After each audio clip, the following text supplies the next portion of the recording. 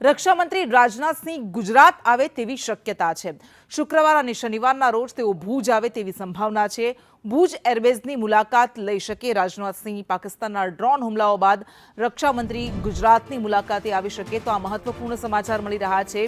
ભુજના એરબેઝ પર પણ પાકિસ્તાને હુમલાની કોશિશ કરી હતી, જોકે એ કોશિશ નાકામ રહી હતી અને ભારતીય એર ડિફેન્સ સિસ્ટમે એ બધા જ હુમલાને નિષ્ફળ બનાવી દીધા હતા। વધુ વિગત સાથે સંવાદદાતા હિરેન જોડાયા છે। રક્ષામંત્રી રાજનાથસિંહ ગુજરાત આવે અને એમાં પણ ખાસ કરીને ભુજ એરબેઝની મુલાકાત લે તેવા સમાચાર મળી રહ્યા છે। શું વધુ વિગત?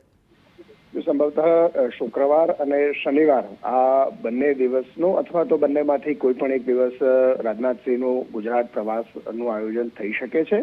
ખાસ ભારત પાકિસ્તાન વચ્ચે તણાવપૂર્ણ સ્થિતિ અને એક ટાર્ગેટ ભુજ અને નલિયા એરબેઝ છે એને પણ પાકિસ્તાન તરફથી રાખવામાં આવ્યો હતો, પરંતુ એર ડિફેન્સ સિસ્ટમ સક્રિય હોવાના કારણે કોઈ પણ પ્રકારની નુકસાની નહોતી થઈ। આદમપુર એરબેઝ પર પ્રધાનમંત્રીએ જે પ્રકારે મુલાકાત કરી હતી એ જ પ્રકારે ભુજ અને સંભવતઃ નલિયા એરબેઝ એટલે કે એરફોર્સ સ્ટેશન જે આવેલું છે આ બંને જગ્યાની મુલાકાત રક્ષામંત્રી રાજનાથસિંહ લે અને ત્યાંના જવાનો સાથે મુલાકાત કરે તેવી સંભાવનાઓ સંપૂર્ણ અત્યારે દેખાઈ રહી છે।